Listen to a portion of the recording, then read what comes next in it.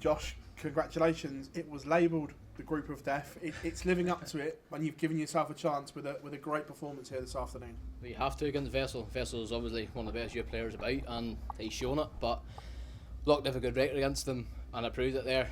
Obviously, nice out of 10 dart in the last leg to obviously seal it, but when it comes to these TV tournaments, man, it's just not happening. But it's coming back. You touched on it pre-tournament that you said your TV form would turn around if you continue to produce what you're producing, and you are. So now that you're getting into these tournaments, you feel that you're a massive danger if you can get out of this group?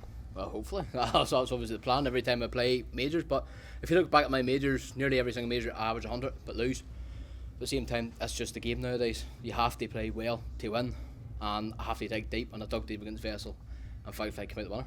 Quarter final here last year. Was it a nice feeling coming back here knowing this is one of the majors that you have done well at in your time? Yeah, it's my favourite, obviously, tournament's my favourite venue, obviously, because of good memories. My first year at the 9 dart against MVG, so as soon as I stepped into the arena yesterday, obviously, I proved it against Van Veen, but he just played better than me, obviously, so that's a fantastic stage up there, and I love it, but I just hope to get further. What was your thoughts when the draw happened? Because there's always one group, and you kind of hoping, oh, not me, and then you see that. What goes through your mind? Can I swear? I was straight away. My head was, it's probably the youngest group ever in the Grand Slam, in my opinion. Watching it for years, and it's a group of death. Simple as that, because obviously we're all producing the darts we should be, and it's just a tough group. Thank you. Josh, those last 3 or 4 legs were absolutely magnificent. What sort of changed between the start of the match and what was clicking there? I felt fantastic start of the match. They just didn't want to go in, but Wessel kept hitting. I just had to hit back just to get back into the game, so I'm just happy to get back into the game because obviously Wessel's a fantastic player, and just happy to get the win. What would it mean to get through this group now, having sort of had the year that you've had where you've had the performances but not necessarily the results on TV? So getting through to the group, I'm sure, would be a big thing for you. Of course, it's massive to get through the group because obviously you're into the last 16. Everyone wants to get through the group because group's the hardest part of it all, as I would say, because you could win 2 games and still not get through. It's just the way the group stage goes. Where do you feel your A game is right now with the best players in the world? You talked about on TV stages, they've been 100 averages, but they've not necessarily been games that have gone in your favour. Yeah, you have to just dig deep. You just have to keep plugging away because you keep averaging 100, you're not going to lose every single game. You're going to end up winning them, but people just have to play well, and they're playing well, and that's it. Cheers, Josh. Thank you. Josh, when you're going through this stage where you're trying to find that next level all the time and trying to find that consistency, how important are the people around you? Because you've obviously got good people like Rob Cross and Rab Bain and Scott Williams. Do they give you advice? Is there something you can take from them all the time?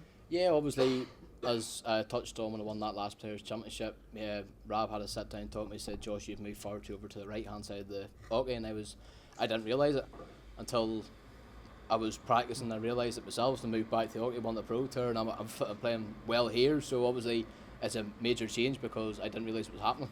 So yeah, it's good to have that people around you.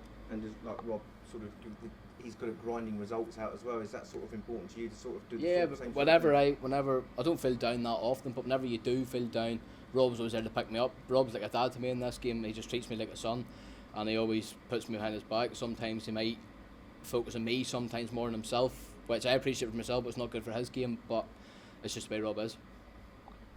Josh, when you first came onto the scene, you was a young player with a big spotlight on you. We're seeing that with Wessel now as well. What's it like when you're such a young player with such a huge spotlight and a lot of people talking about you and hyping you up?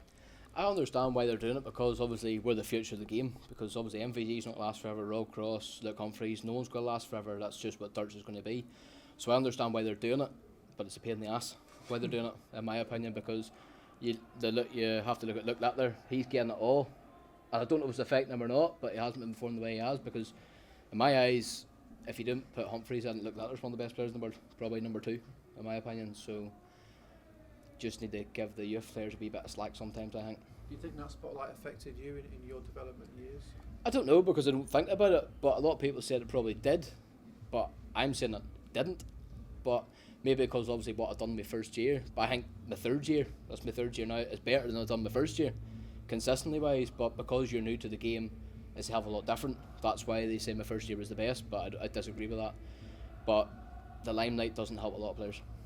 It's been a bit of a yo-yo year for you. You've won titles on the European Tour and on the floor, but not so great on TV. So when you come into these tournaments at the back end of the year, where do you set your goals? Do you believe that you can come in and lift the trophy? As I said, obviously, I'm not going to say I'm going to lift the trophy. My main focus was the Worlds this year, because I don't know why my TV performances haven't been good, because I know component at the stage, I've proved it. It's just not wanting to click at the minute, and I don't know, I don't know why. But obviously, I played well yesterday, I played well today, but it doesn't mean I'm going to play well tomorrow. I don't know. Thanks, Josh. Thanks Thank for your time.